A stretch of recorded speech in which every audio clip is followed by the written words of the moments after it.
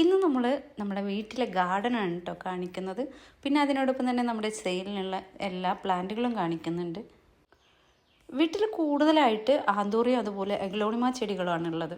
എന്നാൽ വീടിൻ്റെ ഒരു സൈഡിൽ ഞാൻ സെയിലിനുള്ള പ്ലാന്റുകളാണ് സെറ്റാക്കിയിട്ടുള്ളത് കേട്ടോ. പല കളറിലുള്ള ആന്തൂറിയം ചെടികളും ഇപ്പോൾ സെയിലിന് നമ്മുടെ കയ്യിൽ അവൈലബിൾ ആണ്. ചെടികളെക്കുറിച്ചും അതുപോലെ ചെടികൾ നടുന്ന രീതിയും അതിന് കൊടുക്കേണ്ട വളങ്ങളോ കാര്യങ്ങളും ഒക്കെ ഞാൻ വീഡിയോയിൽ പറയുന്നുണ്ട്. ആദ്യം നമുക്ക് ആന്തൂറിയം ചെടിയെക്കുറിച്ച് പറയാം. നമ്മുടെ വീട്ടിൽ ഒരു ഫ്ലവറിങ് ഗാർഡന് സെറ്റ് ചെയ്യാൻ പറ്റിയ ഏറ്റവും നല്ല ബെസ്റ്റ് ചെടിയാണ് ആന്തൂറിയം ചെടി. ആന്തൂറിയത്തിൻ്റെ ഫ്ലവർ ഒരുപാട് ദിവസങ്ങൾ കേടാവാതെ നല്ല ഭംഗിയോടെ തന്നെ ഇരിക്കും. എല്ലാവരും ചോദിക്കുന്ന ഒരു ചോദ്യമാണ് നമ്മളോട്, എങ്ങനെയാണ് ഈ ചെടികൾ ഇത്ര ഭംഗിയോടെ ഇരിക്കുന്നത് എന്നുള്ളത്. അപ്പം നമ്മൾ ചെടിയെ കെയർ ചെയ്യുന്നതിനനുസരിച്ചാണ് ചെടിയുടെ ഭംഗി കൂടുക കേട്ടോ. ചെടികൾ കൊണ്ടുവന്ന് സെയിലിനുള്ളതാണ് നമ്മൾ വെച്ചിട്ടുള്ളത് എന്നുണ്ടെങ്കിൽ പോലും അതിനെ കഴുകി വൃത്തിയാക്കി ആ ഒരു മൊഞ്ചോട് കൂടി വെക്കുമ്പോഴാണ് അത് നല്ല ഭംഗിയായിട്ട് കാണാം. അതുപോലെ ചെടിയിൽ എന്താണ് ലീഫുകളിലൊക്കെ വെള്ളപ്പൊടി എന്ന് ചോദിക്കാറുണ്ട്. അത് നമ്മൾ സൂഡോമോണസ് തെളിയിച്ചിട്ടുള്ളതാണ് കേട്ടോ. പുറത്തുനിന്ന് നമുക്ക് വരുന്ന ചെടികൾ ഹെൽത്തി ആയിട്ടിരിക്കാൻ വേണ്ടിയിട്ടാണ് നമ്മൾ സൂഡോമോണസ് തെളിയിക്കുന്നത്.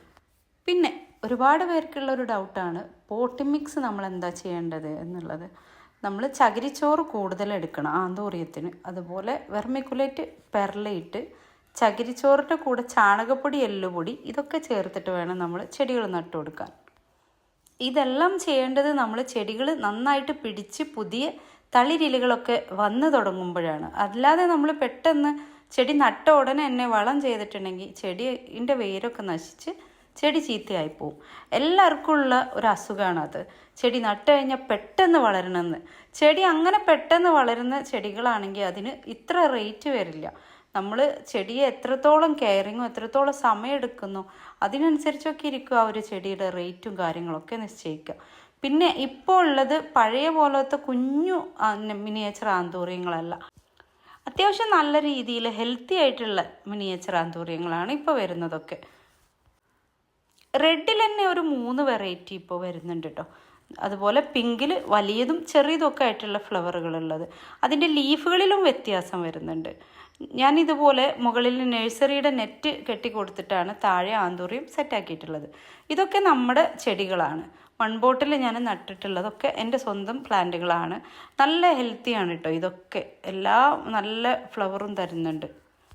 നമ്മൾ ആന്തൂറിയത്തിൻ്റെ പോട്ടി മിക്സിനെ കുറിച്ച് പറഞ്ഞു കഴിഞ്ഞു. ഇനി നമുക്ക് ആന്തൂറിയത്തിന് ഫ്ലവർ വരാൻ എന്താ ചെയ്യുക എന്നുള്ള ചോദ്യത്തിന് മറുപടി പറയാം കേട്ടോ.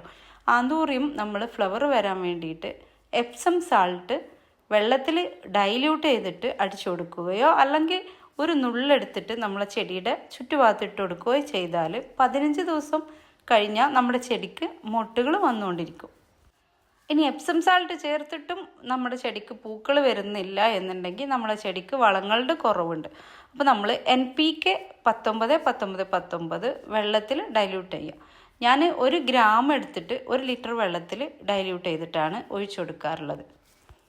അതുപോലെ തന്നെ ആന്തൂറിയം ചെടി വെയിൽ കൊള്ളുന്ന ഭാഗത്ത് സെറ്റ് ചെയ്താൽ അതിൻ്റെ ലീഫുകൾ കരിഞ്ഞു പോവാൻ ഇടയുണ്ട്.